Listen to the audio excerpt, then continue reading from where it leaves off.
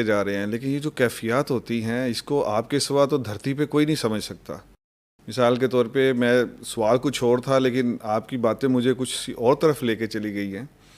پہلی صف میں کھڑا ہوں، ہم میں سے کسی کی والدہ فوت ہو تو پہلی صف میں کھڑے ہیں، لیکن وہم و گمان میں بھی نہیں کہ باپ کو نکالا جائے گا. تو یہاں کتنی بڑی عظمتیں ہیں جو آپ لوگوں کو اللہ نے دی ہے کہ باپ نکل رہا ہے، بھائی نکل رہا ہے. یہ جو ایک منظر ہے، یہ منظر تو بڑا دردناک آپ کے لیے بھی ہوگا اور ان کے لیے بھی ہوگا. اس کا یعنی کہ آگے چلنا میرے لیے بڑا مشکل ہے کہ سوال پوچھوں کہ یہ عظمتیں، اتنی بڑی قربانی ہے، اتنا بڑا عزم.